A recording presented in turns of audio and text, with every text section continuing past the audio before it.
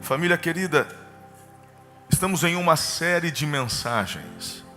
Uma vida abençoada. Quero convidar você a ler em alta voz comigo o nosso texto base. Já estamos na terceira mensagem.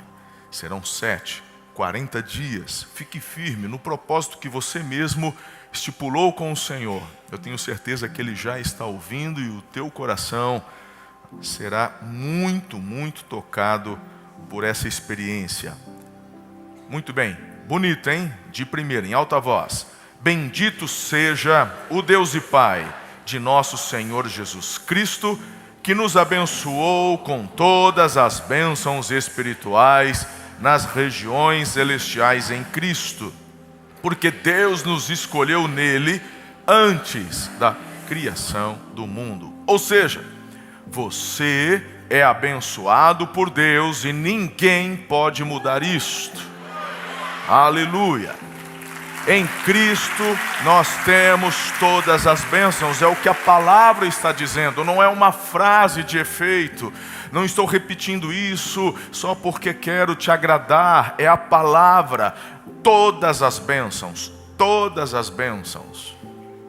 Eu sei que existem tantos sincretismos, tantos ensinos errados, equivocados. O problema é que nem todos que ensinam de forma errada são maldosos. É porque a corrente continua. Aprendeu errado, não lê, não se aprofunda e continua replicando de forma equivocada. É igual aquela... Um dia o marido chegou e falou assim: amor, por que quando você vai fazer a bisteca você corta lá no meio? Ela: não sei, mamãe sempre fez assim. Aí um dia ela estava na casa da mãe tomando um café, falou: mãe, por que a senhora corta a bisteca no meio quando você frita? Eu não sei, tua avó fazia assim. Aí um dia estava com a vovó fazendo bolinho de chuva, estava tudo... Ô mãe, outro dia a maricota perguntou: por que... Falei: por que... Ué, eu cortava no meio porque minha frigideira era pequena e eu tinha que cortar porque nunca... Então, uma das coisas que eu falo para vocês, e é verdade, eu amo pregar para gente inteligente. E eu faço esse convite semanalmente, diariamente. Pensem, reflitam. Algumas coisas talvez em nosso contexto atual, porque a mente de Deus, ela excede, não é verdade? Então pode ser que algumas coisas, trindade, como é que entra na cabeça trindade? É difícil. Os três são um, mas são três distintos. Outra coisa, eternidade. Irmão, você e eu temos um ponto de começo. Eu e você nascemos. Pensar em alguém que sempre existiu transcende. Então chega uma hora em algumas questões teológicas que a gente aceita pela fé. Mas os outros 90% o Senhor nos chama a um raciocínio lógico. Hoje vocês vão enxergar mais uma etapa, porque continuaremos a falar sobre finanças, vida financeira, dinheiro. Serão 7 semanas. Se você está aqui pela primeira vez, falou: não acredito, logo hoje que eu vim visitar, eu estou no meio de uma série que ele vai ficar 40 dias, 7 semanas falando de dinheiro. Não, espera lá. É que a turma, a membresia já sabe. Foi o assunto que Jesus mais pregou. Jesus falou mais sobre dinheiro do que sobre amor, mais sobre a vida financeira do que salvação. Ele falou mais sobre dinheiro do que perdão, sobre qualquer outro assunto. E nós já entendemos na primeira mensagem que a razão por trás é que é tudo sobre.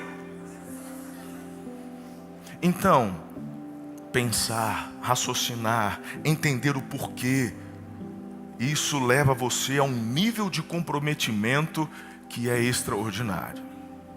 Amém, família? Muito bem. Semana passada falamos sobre a prova. Conversamos sobre essa questão de dízimo. E é óbvio que eu não vou pregar. Se você perdeu uma das 2 primeiras, por favor, essa semana, no trânsito, viajando, fazendo uma esteira, uma caminhada, coloque um fone de ouvido, assista, ouça a mensagem. É uma construção, tá? Então, cada final de semana é um elo que a gente agrega a essa corrente. E falamos no domingo passado sobre o dízimo. Quanta conversa, quantas acusações, quantas discussões com relação ao dízimo. E uma das que mais ouvimos é que dízimo é coisa da lei. Porque nós não estamos mais na lei. Dízimo é da lei. Então, eu não vou pregar o que eu preguei domingo passado, mas vou usar o exemplo só do Jacó a nível de recapitulação e vamos para a mensagem de hoje. Acompanhe meu raciocínio. Quando Jacó, ele recebe a benção de Isaac, onde ele engana o pai e depois ele se despede, ele vai para a casa do tio porque o irmão o ameaçou de morte. Jacó tinha 77 anos. Ele trabalhou 14 anos pela esposa, a Raquel. Foi enganado pelo tio, porque na verdade eram 7, mas aí na lua de mel, quando percebeu de manhã, era a irmã mais velha. Enfim, mas você conhece a história. E agora Jacó ele se casa com Raquel, ele tem 91. Bom, se bem que ele trabalhou 7, passou as núpcias da Lia, já se casou com a Raquel e trabalhou mais 7. Então, na verdade, ele já tinha 7 anos, 91. Agora, quando o José nasce, porque Raquel era estéril, e teve um tempo também ali de luta e etc e tal, e agora sim, aos 97, o José já está com 6 anos, porque ele permanece ainda em Padã Arã por mais 6. Agora, aos 97, presta atenção ao meu raciocínio, aos 97 é quando Deus diz: retorna, volta para a casa do teu pai, para as terras do teu pai. Eu preguei há um mês atrás sobre essa experiência de Jacó atravessando o val de Jaboque, se recordam? Esse é o momento da conversão de Jacó. O próprio Jacó diz sobre aquele lugar e sobre aquela experiência: Peniel, estive face a face com Deus. É nessa experiência que o nome de Jacó é mudado pelo próprio Deus. Sua essência, esta é a síntese de conversão. Nosso interior é transformado. Bispo, mas você sempre diz do sonho que ele teve quando indo aos 77 anos. É sobre isso aí.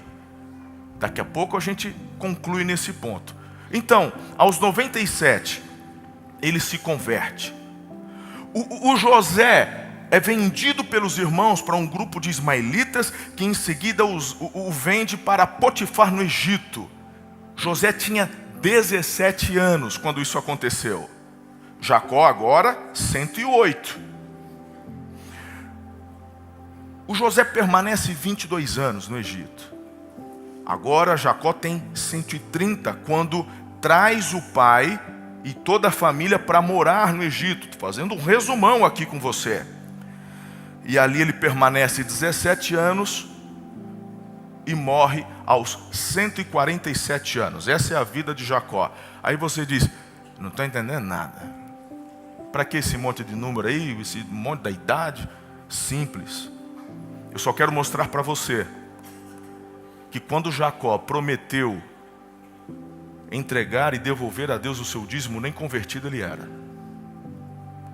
Não se trata de lei, não se trata de uma imposição, é um princípio. Com quem que ele aprende? Foi Deus que falou para ele? Viu na vida do avô. Agora, onde o Abraão aprendeu, não sei. Pergunta para ele quando chegar no céu. Mas foi um princípio que ele viu na vida do avô, certamente continuou na vida do pai, e na experiência, aos 77 anos, quando ele teve um sonho, perceba que a oração dele foi: se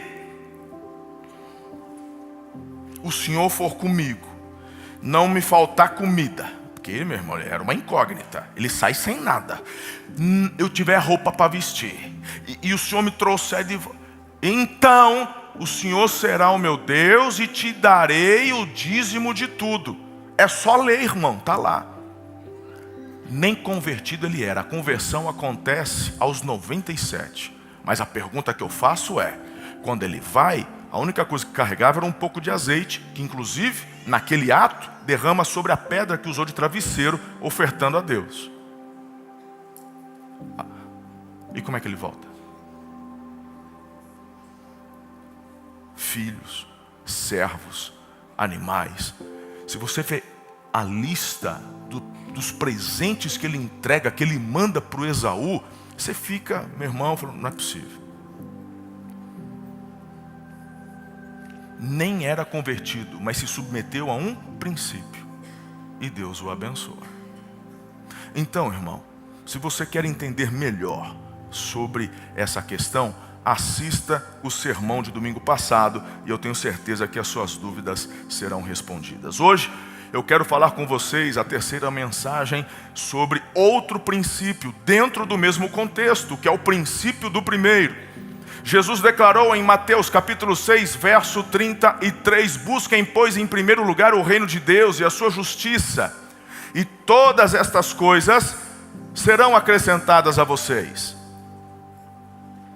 E a pergunta que deveriam fazer é, quem é o primeiro na minha vida? Quem é o primeiro na minha vida? Se Deus, se o Senhor é o primeiro na sua vida, tudo fica em ordem. Mas se não for, não espere ordem na sua vida.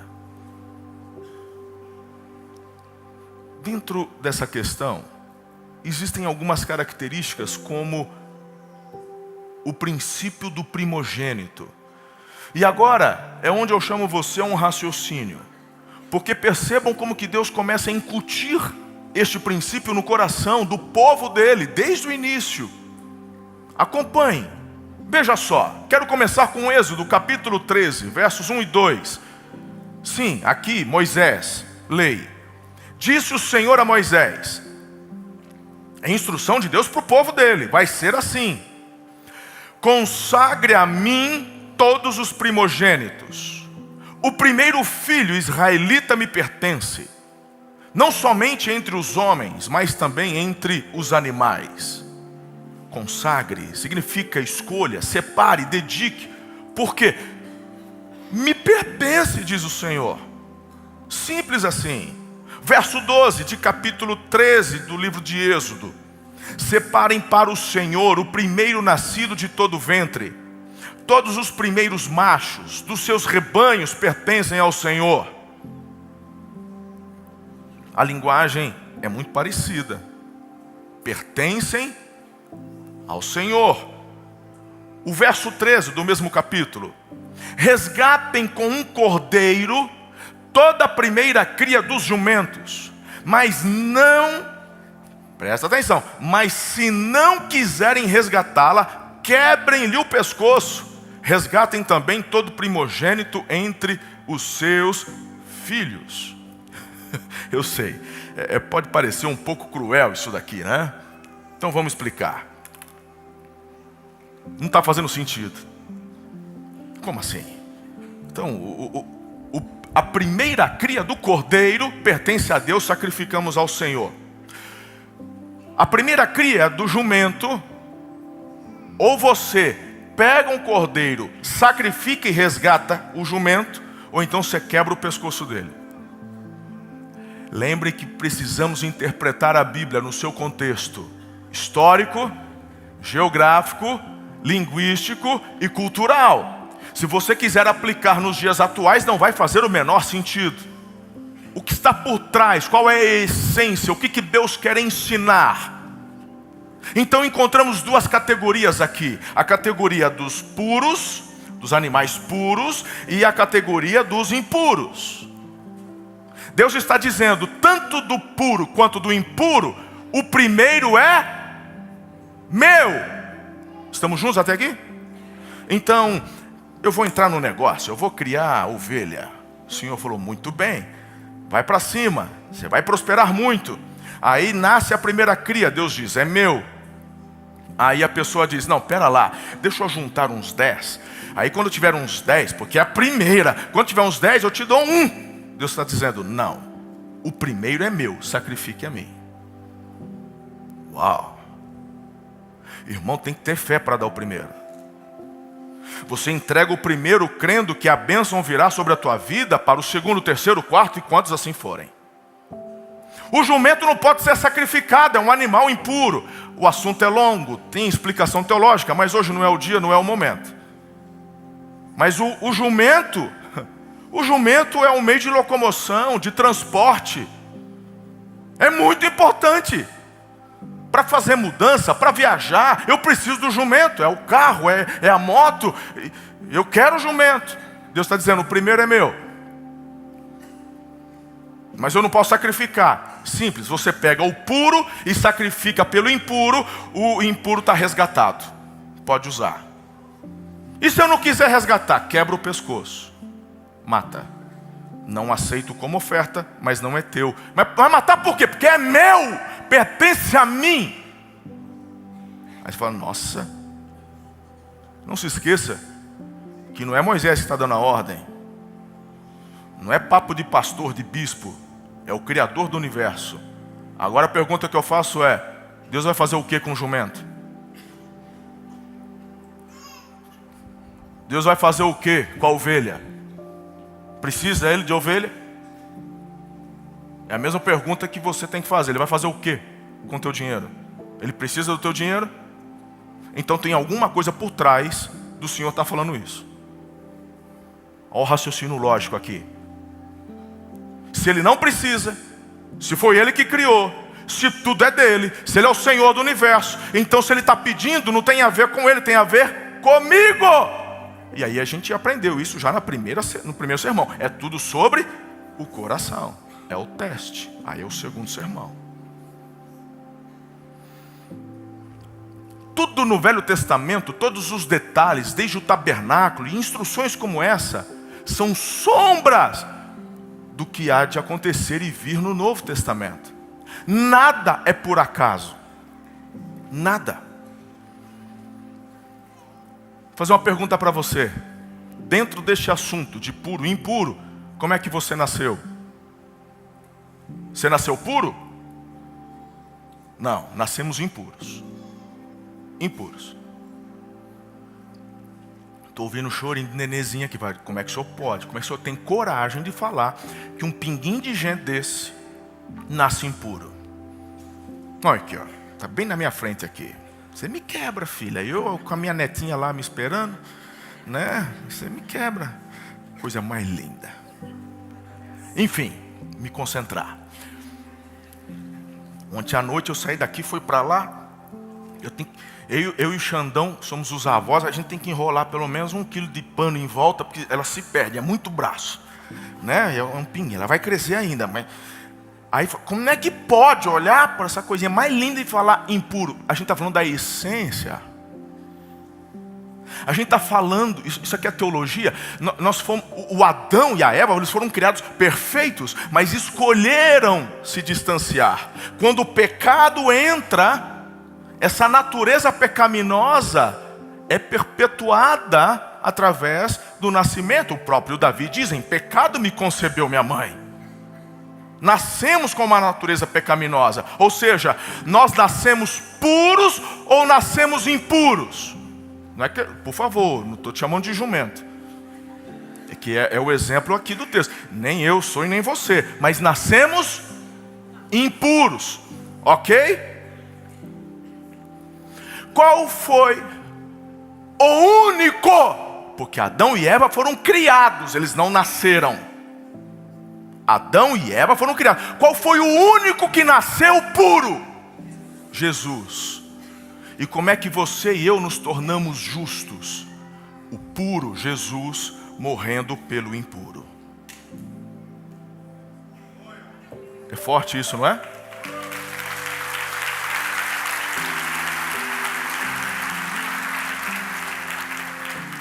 Mas ovelha e jumento está falando do quê?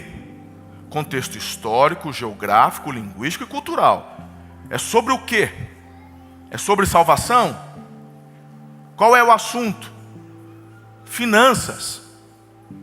É dinheiro. Não tinha moeda, não tinha dólar, não tinha real. Mas estamos falando de algo que demandava a riqueza da pessoa. Como é que sabia que a pessoa era muito próspera? Quanto mais ovelha tem muito meio de transporte. Então o assunto, finanças. A primeira parte pertence a Deus. Mesmo o que é impuro, o animal é impuro, mas quando é resgatado, se torna puro. O que Deus quer que você entenda é o seguinte: este é o princípio do primogênito. Nós estamos falando do princípio do primeiro. Quando você entende que a primeira parte é dele, o restante tem a bênção dele.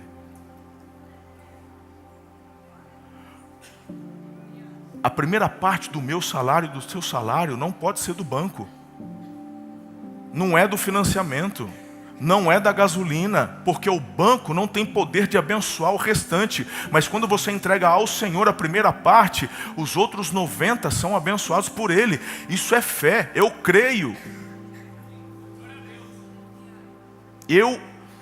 Nós há anos, os funcionários não, mas a equipe pastoral dessa igreja, nós já devolvemos o dízimo no salário. Nosso salário já vem descontado do dízimo. É uma decisão nossa. Porque cremos, a primeira parte não é nossa. A primeira parte pertence a Ele. Simples assim. Vamos lá. Quem é mãe de menino? Quem está com menino hoje na faixa entre 7 e 10 anos? Tá, se o teu já cresceu, volta um pouco a memória. Imagina teu filho nessa faixa ali de 8, 7, 10. Usa imaginação. Aí, o bacuri vai fazer aniversário. E você vai preparar a festa, né?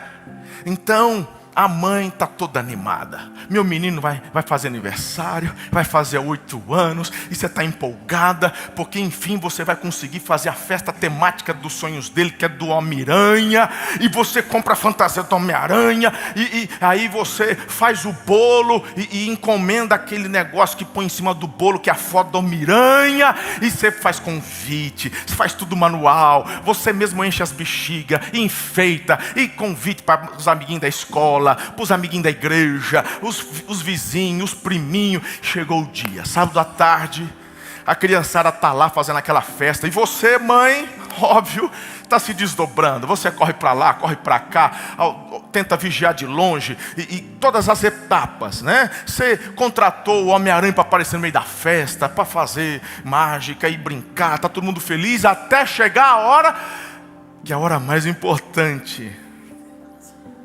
É a hora do bolo. É a hora dos parabéns. Toda festa que eu vou, ou que eu vejo as fotos, quem nunca falta do lado do aniversariante na foto? O pai às vezes está na churrasqueira, o pai está conversando com os amigos, e quando chama o pai, fala, fica você. Mas nunca falta a mãe. A mãe está ali, principalmente quando é ela que fez tudo. Está ali. E ela está, você já percebeu? Você já viu como a mãe fica? E ela está empolgada, e não sei o que. Ela acende a vela, aí o Juquinha quer assoprar, ela já dá um coice no Juquinha. É a vez do meu filho, deixa meu filho. E está lá, e aí assopra, e parabéns. E Araçatubense gosta do derrama. Eu não suporto esse derrama, mas tudo bem. Ele derrama, e tudo maravilhoso. Aí a mãe pega a mãozinha do menino, corta a primeira fatia, põe no pratinho. Ela dá para o menino a primeira fatia e diz assim, meu amor, para quem vai a primeira fatia? O olho dela já está escorrendo uma lágrima. Ela já está sentindo o gosto do bolo na boca, né? É um momento máximo. A mãe está emocionada, o menino olha para ela, o menino sorri para ela, ela estende a mão e o menino faz, para Maria Joaquina. A questão é, quem é a Maria Joaquina? coleguinha da escola, da igreja. Não, a Maria Joaquina é prima do Zé, que veio de Penetra, é de outra cidade, e para não ficar sozinha veio para a festa. Ele conheceu a Maria Joaquina no aniversário, e a primeira fatia foi. A mãe pega, dá logo para a menina. O menino, a criança é sensitiva. A criança percebe, acho que pisei na bola com mamãe. Aí ele vai lá, pega o segundo pedaço, aí ele coloca até um morango em cima, dá uma cutucada no recheio, põe mais um pouco e fala, e o segundo é para a mamãe. Eu te pergunto, a segunda fatia está gostosa igual a primeira? Porque para Deus seria.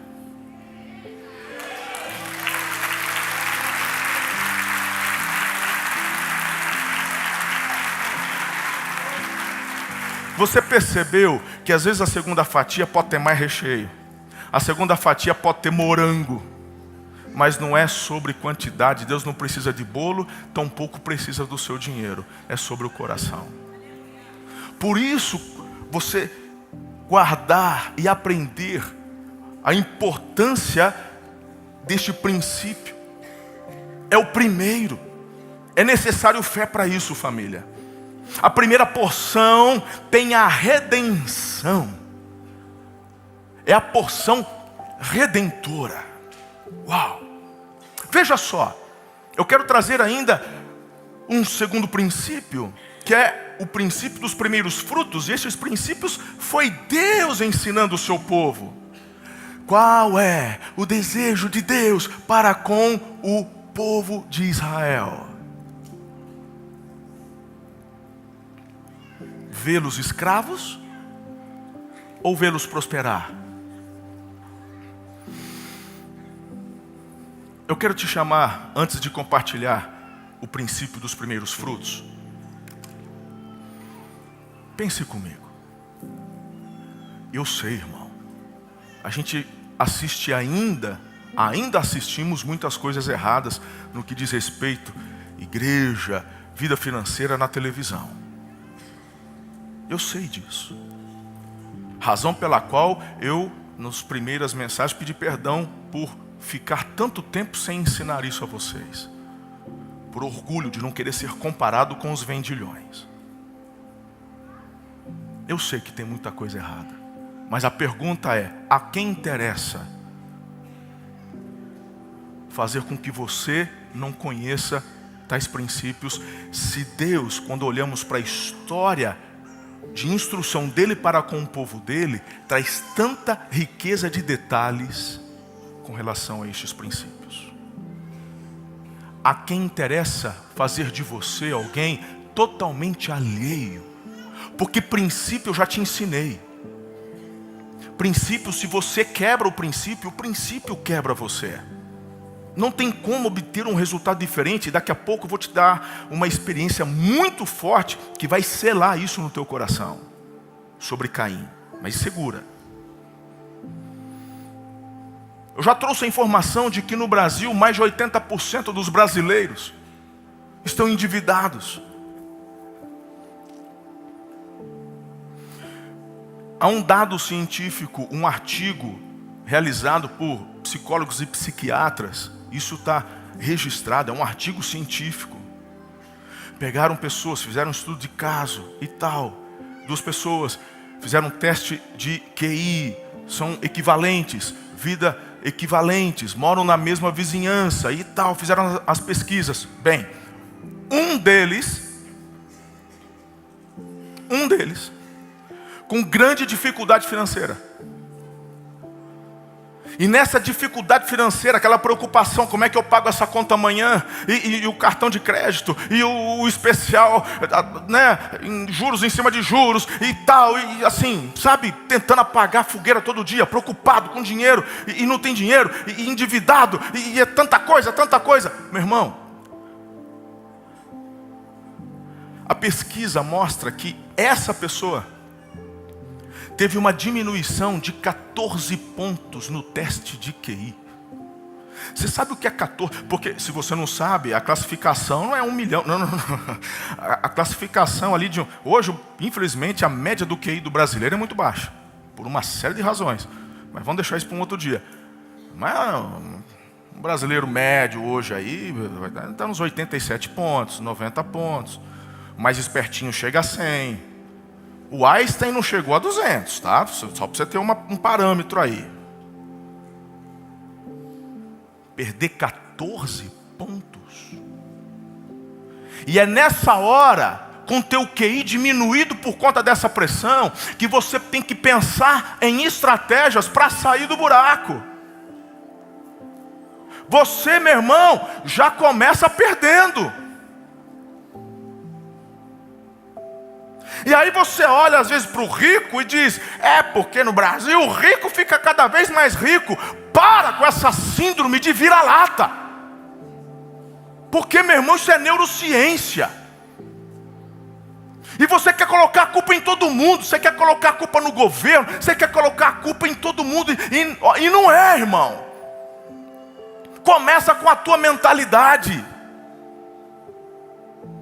Começa com o que Deus está fazendo com o povo dele. Por que a preocupação de Deus com o povo de Israel? Eles ficaram anos e anos como escravos. Eles saem do Egito. Deus diz: eu colocarei vocês numa terra que emana leite e mel. Que legal, vai ter leite e mel, aleluia. E eles atravessam o mar, eles vão em linha reta. Quando chegam na marca da cal, é só empurrar a bola. Deus já tirou o goleiro, toma posse. Aí eles voltam e dizem: não, tem gigante lá, vamos matar o Moisés e voltar para o Egito. Porque lá tinha cebola, lá tinha alho, de vez em quando rolava um melão. O que Deus faz com esse povo? Eu vou ter que matar esse povo para levantar uma segunda geração, porque a mentalidade desse povo não se permite viver a prosperidade que eu quero dar. E por 40 anos Deus os leva ao deserto, até que diz a palavra: toda aquela geração morresse. E a nova geração é que Deus, então, agora pelo comando de Josué, conquistam a terra prometida, conquistam Canaã. O mesmo Deus, a mesma promessa, os mesmos líderes. Qual era a diferença? Mentalidade. Eu sou escravo. A Bíblia diz que para a liberdade Jesus nos liberta. Mas insistimos em permanecer escravos. É o tipo de sermão, é o tipo de conselho que assusta os poderosos. E não são apenas governos. Se você acha que os poderosos são os governos, você ainda está vivendo no mundo de Bob. Você ainda não entendeu o jogo.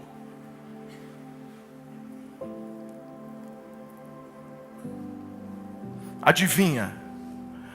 Em qual país os bancos têm a maior lucratividade? Aí você fala: deve ser nos Estados Unidos. Não, desculpa, é na Suíça.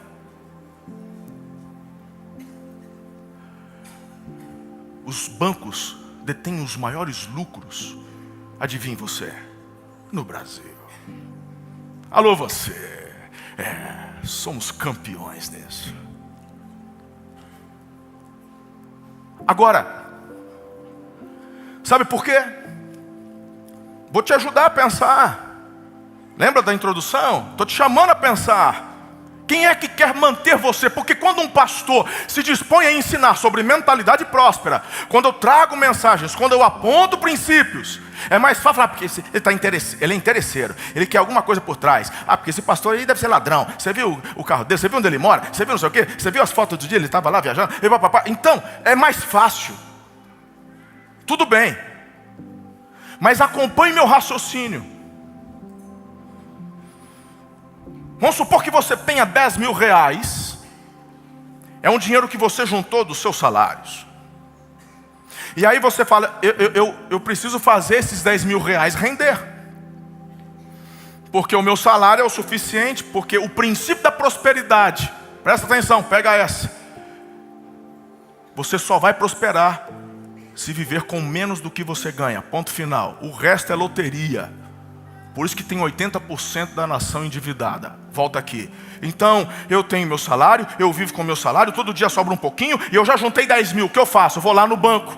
Você vai no banco X e fala assim, eu tenho 10 mil reais para colocar. E fala assim, joga aqui na poupança, mas a poupança está dando quanto? 0,6, 0,7 ao mês. Fala, você está de brincadeira?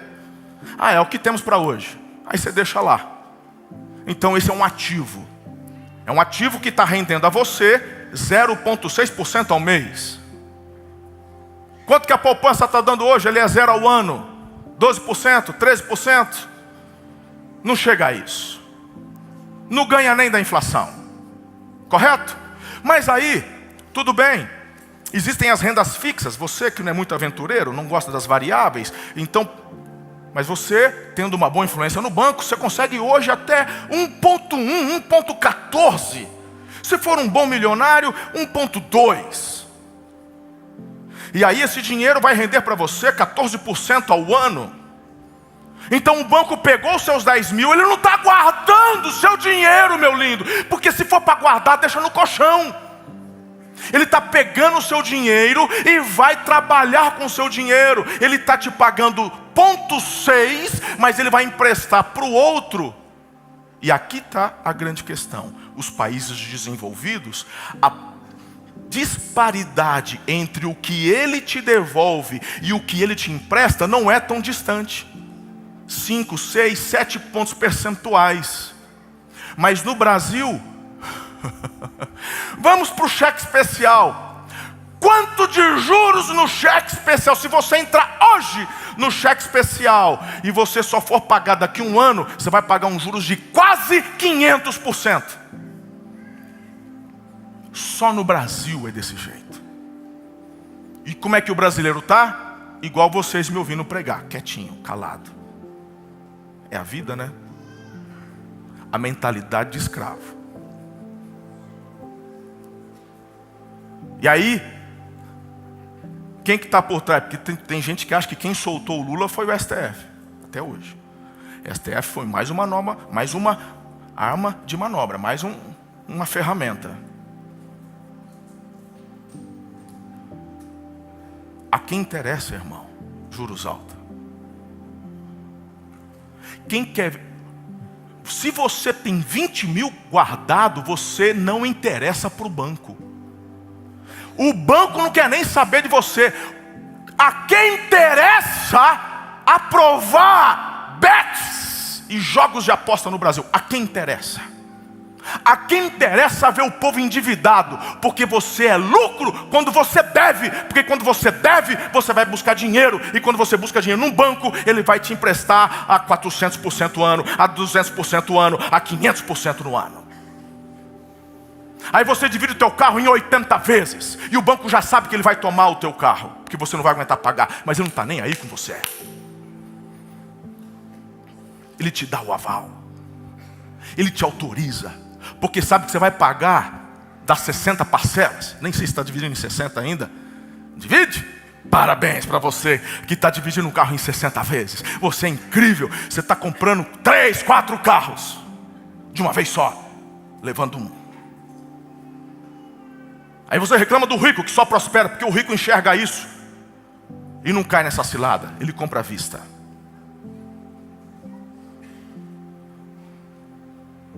E a gente começa a entender, irmão, o porquê as coisas funcionam. E por que mensagens e ensinamentos como esse não são populares. Porque escravo tem mentalidade de escravo. Ele sai do Egito, Deus tira do Egito. Você foi para a cruz, você foi para Jesus. Eu vou te falar uma coisa, você é salvo, irmão. Se você entregou a tua vida a Jesus, você vai para o céu, aleluia.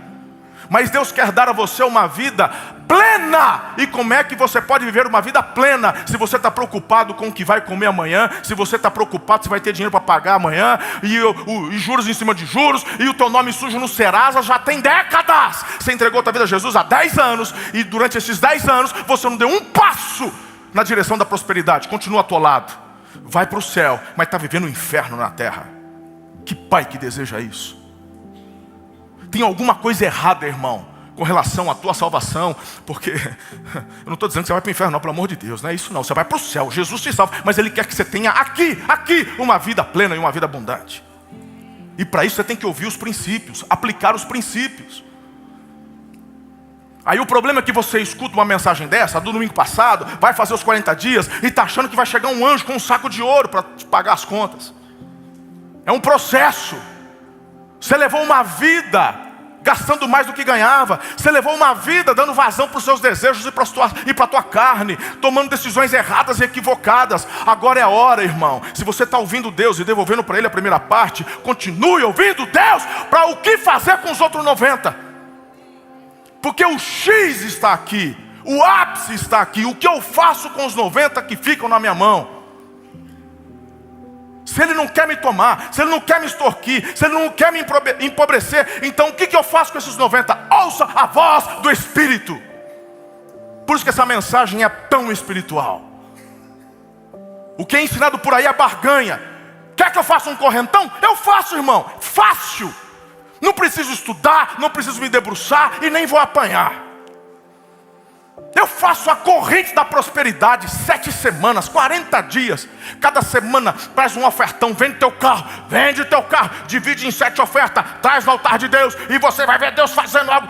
Ei, você quer o quê? Quer ungir com óleo? Nós ungimos com óleo. Nós derrama óleo na tua cabeça. Você vai sair daqui que nem coxinha de rodoviária. Muito óleo, pouca carne. E vai ser incrível. E aí, não, mas eu quero mais coisa. Sal grosso? Nós derrama. Nós vamos trazer uma carreta de sal grosso. Você enche os bolsos. Você joga lá. Porque o brasileiro parece que gosta. Ele quer acreditar nisso, mas ele não quer acreditar no trabalho, ele não quer acreditar na gestão, ele não quer acreditar no esforço, onde ele vai ter que abrir mão de alguma coisa para viver depois a colheita. Com lágrimas eu semeio, mas com júbilo, com alegria eu carrego os meus feixes.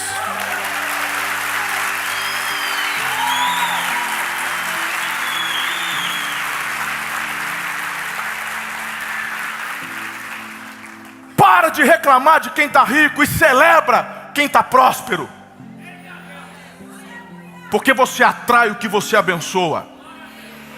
Ah, fulano não fez nada, nasceu em berço esplêndido, glória a Deus por isso. Mas vai depender dele, herdeiro, multiplicar o que recebeu. Porque ele pode acabar com tudo se não aplicar os mesmos princípios. Eu aprendi com meu pai, dinheiro não aguenta desaforo. Lembra que você falava isso? Eu era criança. Dinheiro não aguenta desaforo. Eu não quero que a minha filha comece do zero. Eu não quero que a minha neta comece do zero. A minha oração é que elas vão a partir da plataforma de onde eu parar. Então glória a Deus pelos herdeiros. Que o teu filho seja muito mais próspero do que você. Isso é um desejo de um pai que ama a Deus, que é dirigido pelo Espírito de Deus. Que pai que deseja que o filho... Você está de brincadeira?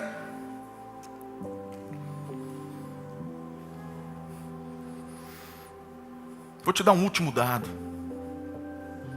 É só pesquisar, irmão. Hoje, pregador que fala bobagem no púlpito, que joga, igual tem um líder que fica falando, fica jogando número por jogar, né? Não, porque 100 milhões de crianças passando. Hoje é só você dar um search. Só procurar. Pergunta para o chat que ele te responde. Um dos primeiros milionários foram os Rockefellers. Detiveram um domínio da parte de petróleo. E eles não pararam só nisso. Se tornaram um grande monopólio. Abriram para muitas outras empresas, se tornaram uma potência mundial. Papai Rockefeller está documentado. Papai Rockefeller falou assim: nós precisamos treinar essa geração para servirem em nossas empresas. Então o Instituto Rockefeller investe milhões de dólares. Isso eu estou falando de décadas e décadas atrás. Transferindo para dinheiro de hoje, são bilhões de dólares. Então, um instituto para poder investir na educação. Parece lindo, né, irmão? Parece lindo. Só que está lá no memorando. Nós não vamos incentivá-los a serem filósofos, não vamos incentivá-los a serem artistas, não vamos incentivá-los a serem pensadores, não vamos ensiná-los a serem prósperos. Vamos ensiná-los a serem bons funcionários. E essa foi uma das maiores influências do que temos como escola nos dias atuais. Eu não sei atualmente, mas eu me lembro da minha época de escola. Toca o sino, todo mundo para a sala, em fila. Eu sei que ordem é importante. Todo mundo sentado, um atrás do outro. Todo mundo em silêncio. Para falar, levanta a mão. Quero ir no banheiro. Quem se lembra de criança fazendo xixi na carteira porque tinha medo de pedir para o professor para ir no banheiro? Quem já? Aqui, lembra. Lembra até hoje, 3ª série. Não vou falar o nome. A menina começou a se tremer. Vazou xixi, que tinha medo de pedir para ir no banheiro.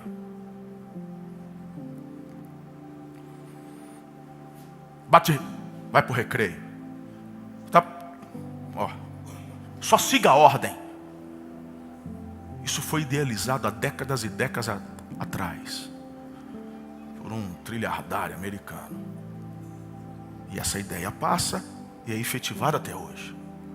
A quem interessa ter pessoas que só obedecem e não pensam?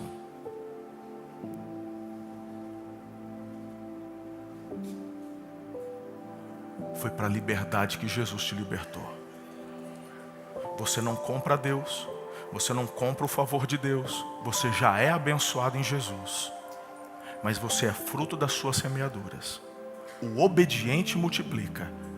Perca a mentalidade de escravo e peça ao Espírito Santo, me dê a mentalidade do céu, mentalidade da abundância. Não corra atrás do dinheiro. Não corra atrás do dinheiro. Por isso que eu estou fazendo você repetir todos os finais de semana Efésios. Eu sou abençoado e ponto. Eu sou abençoado e ponto. Eu vou colher o resultado do meu trabalho. Deus, me capacita a multiplicar os 90 que fica na minha mão. Deus, me capacita a ser generoso, a ir além, a abençoar pessoas. Veja.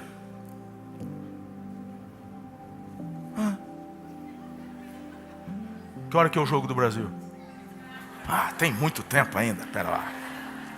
Vocês me dão mais 10 minutos? Amém. Está fazendo sentido para vocês? Guarda essa palavra, porque eu quero concluir com só mais 2 questões que para mim são fundamentais, que ajudam a expandir a mente. Então, o princípio dos primeiros frutos, Provérbios capítulo 3, verso 9 e 10, é o homem mais sábio que pisou na terra. Cheio do Espírito, inspirado pelo Espírito, ele escreve: honre o Senhor com todos os seus recursos e com os primeiros frutos de todas as suas plantações. Os seus celeiros ficarão plenamente cheios, seus barris transbordarão de vinho. Êxodo 23, 19. Tragam ao santuário do Senhor o melhor dos primeiros. Não é do que sobra, dos primeiros frutos das suas colheitas. Falamos no domingo passado, Malaquias 3:10. Tragam um dízimo todo ao depósito do templo. Dízimo vem para a casa de Deus, na tua casa espiritual. Você não pode dividir e designar do jeito que você quer, não é assim. É interessante porque a razão pela qual Deus sempre usa o verbo trazer em vez do verbo dar, quando fala do dízimo, é porque você não pode dar o que não te pertence.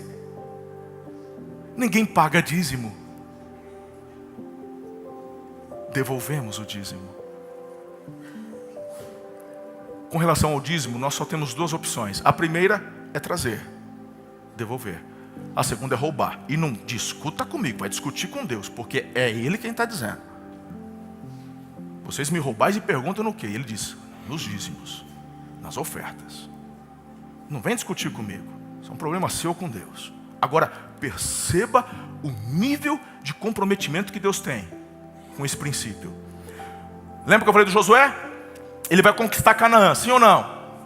Então, recorda o que acontece. Então o Senhor disse a Josué: saiba que entreguei nas suas mãos Jericó, seu rei. Os homens de guerra marchem uma vez ao redor da cidade com todos os homens armados. Faça isso durante 6 dias. 7 sacerdotes levarão cada um uma trombeta, chifre de carneiro à frente da arca. No 7º dia, marchem todos 7 vezes ao redor da cidade. Os sacerdotes toquem a trombeta. Quando as trombetas soarem ao longo do toque, todo o povo dará um forte grito. O muro da cidade vai cair e o povo vai atacar, cada um do lugar onde estiver. Deus deu a vitória. Ok, agora perceba a parte alta. O mais importante, Josué 6, verso 18 e 19. Mas fiquem longe das coisas consagradas. Não se apossem de nenhuma delas. Pergunta: coisas consagradas? Mas Canaã é convertido ao Senhor? Não. São pagãos. Muito pelo contrário. Mas por que consagradas? Porque Canaã é a primeira vitória. Canaã é a primeira. Deus não está dando uma cidade, Deus está dando uma terra. E infelizmente o próprio Josué, no final da vida, ouve de Deus: que pena, você já está velho e ainda tem tanta terra para conquistar.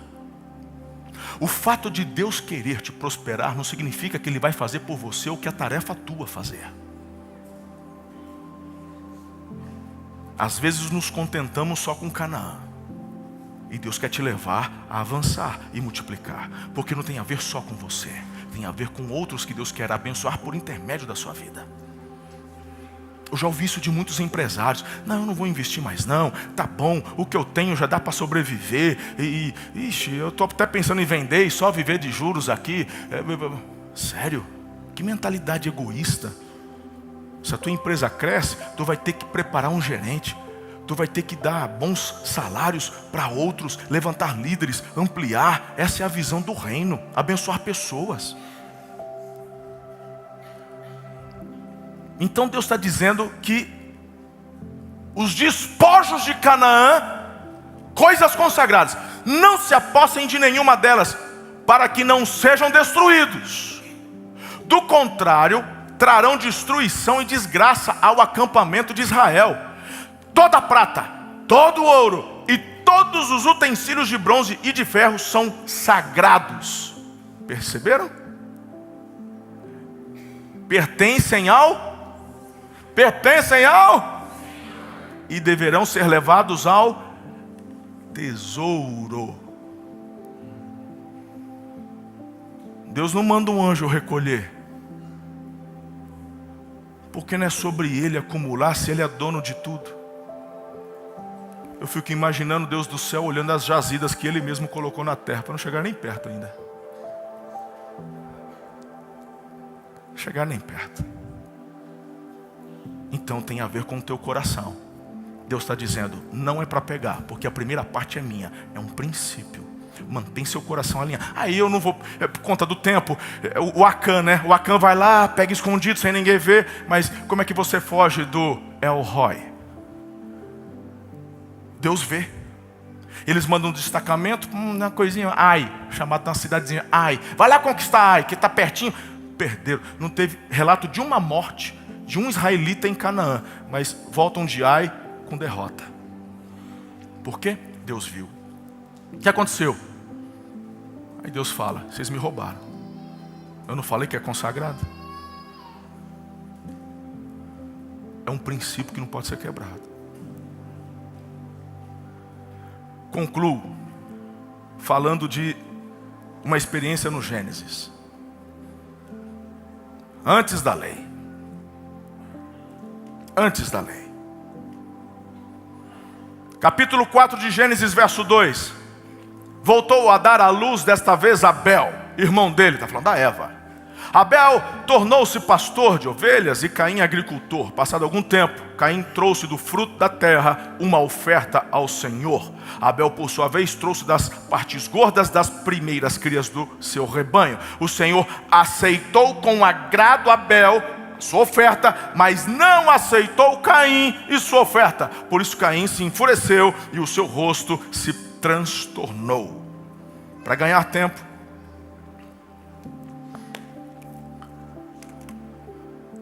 Eu confesso que quando eu era um jovem pastor, eu cheguei a pregar em cima desse texto e preguei de forma equivocada. E eu estava ensinando que Deus aceitou o de Abel porque ele ofereceu um animal e não aceitou o de Caim porque ele estava oferecendo do fruto da terra. Mas você vai para o Velho Testamento, você vê ofertas de cereais e tal. A questão não é essa. E eu tive que ser humilde para reconhecer e aprender a razão pela qual Deus aceita um e não aceita o outro. Vocês perceberam quando leram o texto? Projeta o texto. O Caim, olha lá, volta um pouquinho. Olha lá.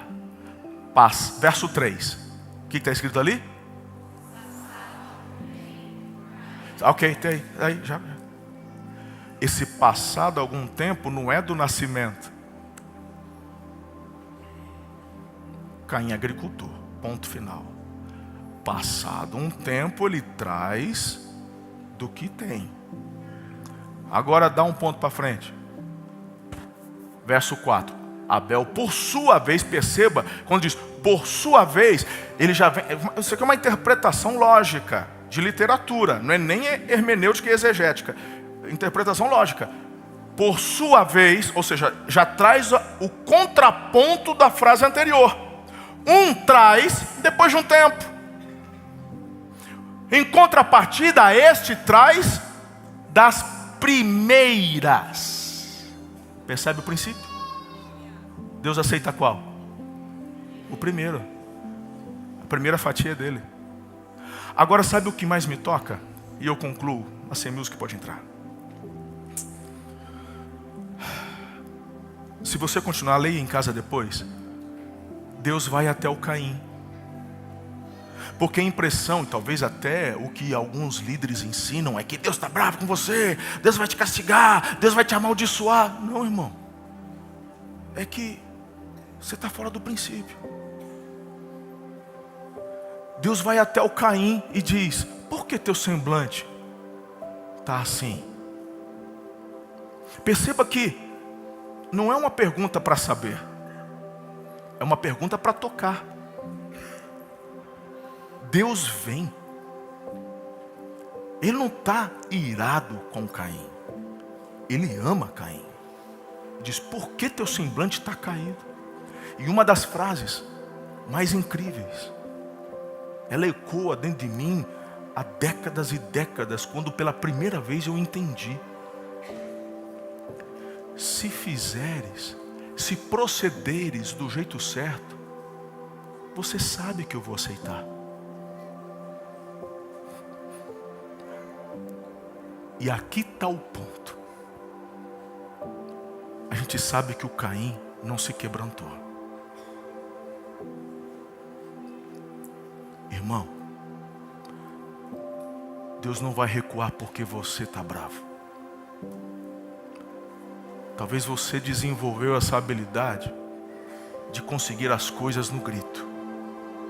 Talvez você desenvolveu essa habilidade de conseguir o que você quer na chantagem. Com Deus não. Não. Se fizer certo, eu aceito. Se não fizer, não tem acordo. Eu sou o Senhor. Caim ficou enfurecido. A raiva, o ódio, o orgulho toma conta. E perceba como que não tem nada novo na terra. Alguém tem que pagar o preço da minha frustração. O erro é meu, eu não estou obedecendo, eu não estou me submetendo, mas o outro, o sucesso do outro, a prosperidade do outro, o carro novo do outro, a casa nova da minha cunhada e a roupa nova, aquilo me incomoda. Porque eu queria. Então Caim projeta a culpa sobre o Abel. E diz a Bíblia que ele mata o Abel. Nada novo debaixo do sol. Isso é o que o pecado faz com a gente. E aí a gente reforça a primeira mensagem. É tudo sobre. Por isso que Jesus falou: se você odeia alguém, você já cometeu assassinato contra esse alguém. Porque é tudo sobre o coração. Perceba, irmão, como que a gente está falando só de finanças e a gente termina um culto quebrantado. Eu estou falando por mim. Porque a gente faz isso na obediência. Minha carne não gosta, não. A minha carne fica assim, nossa, com esse dízimo eu podia pagar uma parcela de não sei o quê. Com esse dízimo eu podia pagar uma parcela de um consórcio. Com esse dízimo eu podia... Meu irmão, a tua carne... E aí eu tenho que pegar essa carne e jogar ela na cruz e falar assim, para de querer dar pitaco, porque eu vou obedecer à voz do Espírito. Por isso, irmão, e quem está debaixo da obediência não pode ficar pedindo desculpa pela colheita.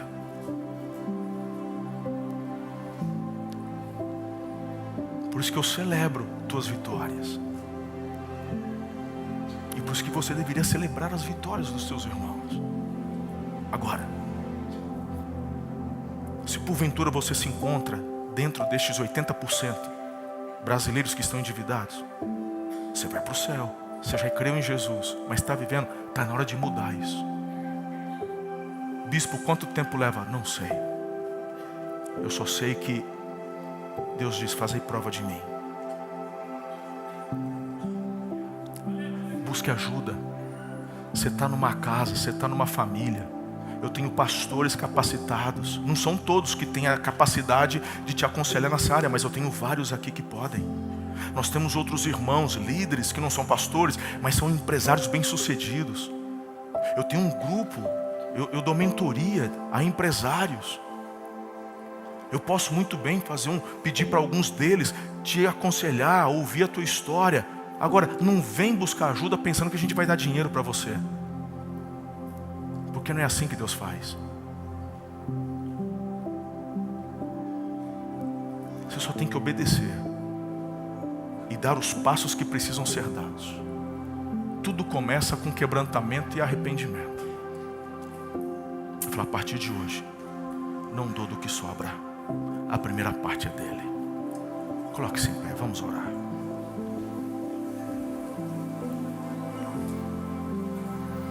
Aonde você está, eu não vou nem te chamar à frente. Nem é meio-dia ainda, fique em paz. Não olhe para o horário não. Mas essa mensagem e toda ela é muito espiritual. E eu sei que nessa manhã tem pessoas que precisam ter um encontro com Jesus. Todas as vezes que pregamos sobre isso, fazemos apelo e pessoas se rendem a Jesus. Então, se você está aqui nessa manhã ou me acompanhando pela internet, a Bíblia diz: se com a tua boca confessar a Jesus como Senhor e no teu coração crer que Deus o ressuscitou dentre os mortos, será salvo. Então quero convidar você a entregar a tua vida a Jesus. E se porventura você estava desviado do Evangelho, eu estou te convidando a retornar para a intimidade com Jesus. Então, aonde você está, só faça um sinal com a sua mão e permaneça com a sua mão levantada, que eu vou orar por você aí onde você está. Deus abençoe, Deus abençoe. Amém, Deus abençoe. Lá no fundo estou vendo. Deus, isso, fica com sua mão. Amém, glória a Deus, glória a Deus. Deus abençoe em nome de Jesus, aleluia. Há mais alguém? A melhor decisão da sua vida. Estou vendo você ali, você fez assim, aleluia, glória a Deus. Pai, eu sou testemunha ocular daquilo que o Senhor está fazendo. Falamos sobre vida financeira, mas sabemos que é espiritual. É o desejo de um pai de querer ver o filho vivendo o exponencial e a bênção. Tudo começa em Cristo, porque nele somos abençoados. Então, Pai, eu oro agora por estes que com mãos levantadas sinalizaram: sim, eu quero Jesus, sim, eu quero retornar a uma vida de intimidade com Jesus. Escreve o nome deles no livro da vida e batiza-os, sela-os com teu Santo Espírito, em nome de Jesus. Agora eu oro por toda a igreja. Pai, uma mensagem como essa nos traz a pensar e refletir, a tomarmos resoluções. Muitos de nós já estamos vivendo como Abel, em obediência, tendo nossas ofertas aceitas pelo Senhor com agrado. Mas pode haver aqui algumas pessoas, Senhor, que como Caim, de forma equivocada, dando ouvidos e vazão aos pensamentos do coração e da carne, mas hoje é um dia de quebrantamento, é um dia de arrependimento, e eles estão dizendo: eu quero retornar ao centro da tua vontade. Pelo teu Espírito consolida esta palavra, pelo teu Espírito tira todas as dúvidas, pelo teu Espírito apara as arestas, e pelo teu Espírito venha empoderamento, capacitação para viverem o teu exponencial. Eu oro, Senhor, por aqueles que estão desempregados, que portas se abram de emprego. Eu oro por aqueles que se veem endividados, para que o Senhor traga solução. E o Senhor é um Deus de milagres. Às vezes aos nossos olhos nós não conseguimos enxergar a solução, mas o Senhor tem solução para todas as coisas. Deus, eu entro em concordância com esse irmão, com essa irmã, com essas lágrimas que estão descendo pelo rosto agora, e eu estou dizendo sim, sim, a resolução desse problema, porque um coração quebrantado, um coração arrependido, o Senhor não despreza, é a tua palavra, e eu já te agradeço pelo milagre que vai acontecer. Senhor, não sabemos o tempo, mas sabemos que começa agora, e um dia celebraremos, ó Deus, a resolução, e assim liberamos sobre o teu povo a prosperidade, a mentalidade de abundância do céu, e não a mentalidade da escassez, da escravidão, porque para a liberdade Jesus nos libertou. Eu assim te abençoo, filhos queridos, para que vivam este exponencial do Senhor. Que o Senhor te abençoe e te guarde, sobre ti levante o seu rosto, tenha misericórdia de ti e lhe confira a paz. Um beijo no seu coração, um ótimo domingo, uma semana próspera e exponencial, em nome de Jesus. Aleluia, amém.